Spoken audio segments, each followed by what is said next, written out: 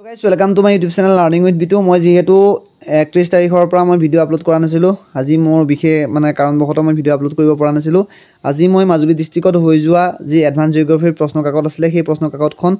Class 10 ৰ মই আলোচনা কৰিবলৈ লৈছো যেহেতু টেষ্ট পৰীক্ষাৰ প্ৰশ্ন কাকত গতিকে মেট্ৰিক পৰীক্ষাৰ বাবে অতি গুৰুত্বপূৰ্ণ প্ৰশ্ন হ'ব ফুল মাৰ্কস আহিছিল 90 মাৰ্কস ইয়াৰ শৰ্ট কোৱেশ্চন আহিছিল কিছুমান 2 নম্বৰ আহিছিল কিছুমান 3 নম্বৰ কোৱেশ্চন আহিছিল মই সকলোবিলাক প্ৰশ্ন মই ডিসকাস কৰিবলৈ ট্ৰাই কৰিম আজি মই প্ৰথম প্ৰশ্নটো আৰম্ভ কৰিবলৈ লৈছো যেহেতু নতুন বৰ্ষ আহি গৈছে 2024 বৰ্ষৰ আপোনালোক সকলোলৈকে 2024 নতুন বৰ্ষৰ হিয়াভৰা আন্তৰিক শুভেচ্ছা জনাইছো এতিয়া মই প্ৰশ্নবিলাক আলোচনা কৰিবলৈ লৈছো যদিহে মোৰ ভিডিওটোৱে আপোনালোকক সহায় কৰে ভিডিওটো লাইক কৰি দিব এটা প্ৰথম প্ৰশ্নটো আছে যে তলত দিয়াবোৰৰ কোনটো বতাহে সৃষ্টি কৰা ক্ষয়জনিত অবয়ব ইয়াৰ হৈছে আমি সকলোৱে জানো যে বতাহে সৃষ্টি কৰা ক্ষয়জনিত অবয়ব হৈছে ইনচালবাৰ্গ যত বি নম্বৰ প্ৰশ্নটো দিছে তলৰ কোনটো সেউজীয় গ্যাস এতিয়া ইয়াত আছে সেউজীয় গ্যাস ওজনো হয় সালফাৰ ডাই অক্সাইড হয় এতিয়া বেছি প্ৰিফাৰেন্স পাইছে সালফাৰ ডাই অক্সাইড আপোনালোকে সালফাৰ ডাই অক্সাইডটো কাৰেক্ট কৰিব পাৰিব তলত দিয়াবোৰৰ কোনটো ভাৰতৰ কৰমণ্ডলৰ উপকূলত অৱস্থিত ইয়াত আমি সকলোৱে জানো যে ভাৰতৰ কৰমণ্ডল উপকূলত অৱস্থিত গংগা নদী মোহনা আৰু কুমাৰিকাৰ মাজত থকা অংশটো তলত দিয়া জাপানৰ দ্বীপকেইটাৰ ভিতৰত কোনটো মাটিকালি হিচাপে আটাইতকৈ ডাঙৰ জাপান চাৰিটা দ্বীপেৰে গঠিত হৈছে হকাইডো হনচু চিক্কু আৰু কিউছু ইয়াৰ ভিতৰত যেটো হনচু দ্বীপ আছে সেই হনচু দ্বীপটো আটাইতকৈ ডাঙৰ দ্বীপ ইয়াৰ ইটো আছে আমেৰিকা যুক্তৰাষ্ট্ৰৰ ঘনবসতিৰ অঞ্চলটো কি আমি সকলোৱে জানো যে আমেৰিকা যুক্তৰাষ্ট্ৰৰ যেটো ঘনবসতিৰ জনবসতিৰ অঞ্চল আছে এটা আছে আমেৰিকা যুক্তৰাষ্ট্ৰৰ পূব অংশত অৱস্থিত আছে তলৰ কোনখন দেশৰ পম্পাছ ঘাঁহনি পোৱা যায় আৰ্জেন্টিনাৰ পম্পাছ আমি জানোই পৃথিৱীৰ কোনখন ৰাষ্ট্ৰক সূৰ্যোদয়ৰ দেশ বুলি কোৱা হয় আমি সকলোৱে জানো যে পৃথিৱীৰ জাপানক সূৰ্যোদয়ৰ দেশ বুলি কোৱা হয় ভাৰতত অৱস্থিত মৰুভূমিটো কি আমি সকলোৱে জানো যে ভাৰতবৰ্ষত সাহাৰা মৰুভূমি অৱস্থিত আমেৰিকা যুক্তৰাষ্ট্ৰৰ ৰকি পৰ্বত অঞ্চলৰ এখন পশ্চিম বাহিনী নদীৰ নাম উল্লেখ কৰিব কৈছে ইয়াত স্নেক হয় জীৱাশ্ম ইন্ধনৰ এটি উদাহৰণ কয়লা পেট্ৰলিয়াম যিকোনো দিব পাৰে সাভানা কি সাভানা হৈছে এবিধ এক প্ৰকাৰৰ ঘাঁহনি অঞ্চল হয় ভূ-আকৃতিক বিজ্ঞান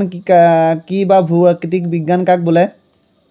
এটো আপোনালোকে চাব পাৰে যে ভূগোলৰ এটি বিশেষ শাখাই স্থলাকৃতিবোৰৰ উৎপত্তি ক্ৰমবিকাশ আকাৰ আকৃতি আৰু বিতৰণ সম্বন্ধে অধ্যয়ন কৰে এই শাখাটোকে ভূ-আকৃতিক বিজ্ঞান বুলি কোৱা হয় মানে স্থলাকৃতি বিলাকৰ যেটো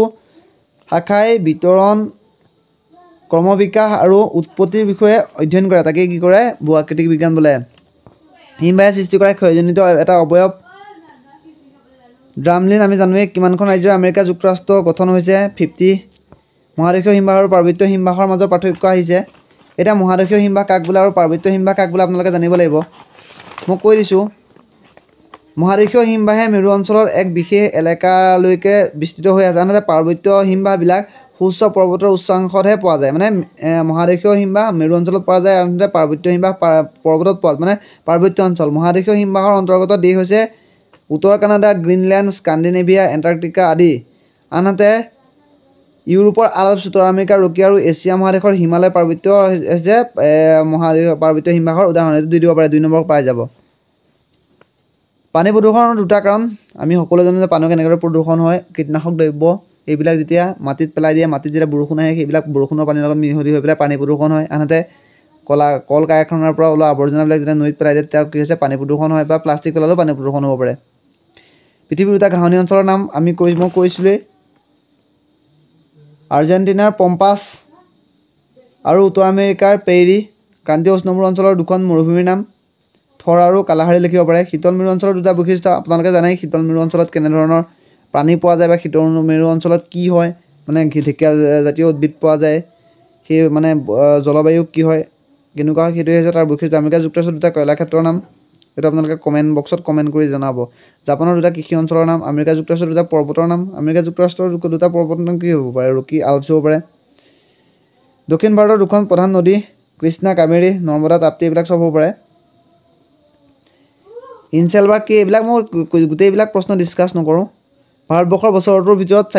কেইটা ঋতু অনুভূত হয় 4টা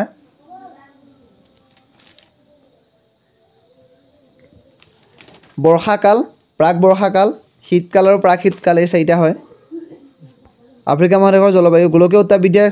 সৃষ্টি কৰা সমস্যা গোলকীয় উষ্ণতা বৃদ্ধিটো কি পৃথিৱী মানে যিবিলাক সেউজগৃহ গেছ আছে সেই সেউজগৃহ গেছসমূহে যেতিয়া সূৰ্যৰ উত্তাপটো শোষণ কৰি পৃথিৱীৰ লগতে ভূমণ্ডলৰ যিটো মানে সাধাৰণ উষ্ণতাত মানে তো অধিক কৰে, তাকে গোলকীয় উষ্ণতা বৃদ্ধি বুলি কোৱা হয়। গোলকীয় উষ্ণতা বৃদ্ধিয়ে কেনেধৰণৰ সমস্যাৰ সৃষ্টি কৰিছে, 3টা সমস্যা উল্লেখ কৰি দিয়া। এইবিলাকে যে নিৰ্বনীকৰণ কি, নিৰ্বনীকৰণৰ ফলত নিৰ্বনীকৰণ মানে যেতিয়া বনাঞ্চলসমূহ কাটি ধ্বংস কৰি পেলাইছে সেইটোকে নিৰ্বনীকৰণ বুলি কোৱা হয়। নিৰ্বনীকৰণৰ ফলত কি হৈছে, যেতিয়া পাৰ্বত্য অঞ্চলত নিৰ্বনীকৰণ কৰা হয় তেতিয়া কি হৈছে, পাৰ্বত্য অঞ্চলত ভূমিস্খলন হৈছে। আৰু নিৰ্বনীকৰণৰ ফলত গোলকীয় উষ্ণতা বৃদ্ধি হৈছে। কি কৈছে, গোলকীয় উষ্ণতা বৃদ্ধিয়ে কি হৈছে, পৃথিৱীৰ 2 মেৰুত সঞ্চিত হৈ থকা বৃহৎ বৰফবিলাক গলিবলৈ ধৰিছে, যাৰ ফলস্বৰূপে যিবিলাক সামুদ্ৰিক দ্বীপ আছে সেই সামুদ্ৰিক দ্বীপবিলাক জলমগ্ন হৈ পৰিছে। ভাৰতৰ অৰ্থনীতিত কৃষিৰ গুৰুত্ব, ভাৰতীয় অৰ্থনীতি যিহেতু কৃষি প্ৰধান, গতিকে ভাৰতীয় অৰ্থনীতিত কৃষিৰ গুৰুত্ব অপৰিসীম। ভাৰতীয় অৰ্থনীতিত কৃষিয়ে কেনেধৰণৰ গুৰুত্ব আৰোপ কৰিছে তাৰ ওপৰত লিখিবলৈ দিছে। ইয়াত দিছে ভাৰতবৰ্ষৰ এখন মানচিত্ৰ অংকন কৰি দিল্লী দিব কৈছে, গংগা নদী, আৰাৱলী পৰ্বত, থৰ মৰুভূমিখন ক'ত আছে আপোনালোকে কমেণ্ট বক্সত কমেণ্ট কৰি জনাব। আজিলৈ ভিডিঅ'টো ইমানেই আছিলে। ভিডিঅ'টো চাই যদি ভাল পাইছে ভিডিঅ'টো লাইক কৰক, চেনেলটো নতুনকৈ আহিছে যদি চেনেলটো ছাবস্ক্ৰাইব কৰক। ইয়াৰ পিছত মই যিহেতু টেষ্ট পৰীক্ষা অন্ত হৈছে, এতিয়া মেট্ৰিক পৰীক্ষা আহিব, মেট্ৰিক পৰীক্ষাত আহিবলগীয়া যিবিলাক গুৰুত্বপূৰ্ণ প্ৰশ্ন মই টপিক ৱাইজ ডিছকাছ কৰিম আৰু মক টেষ্ট আপোনালোকৰ মাজলৈ আগবঢ়াই দিম। আজিলৈ ভিডিঅ'টো ইমানেই আছিলে। ধন্যবাদ। জয় অসম।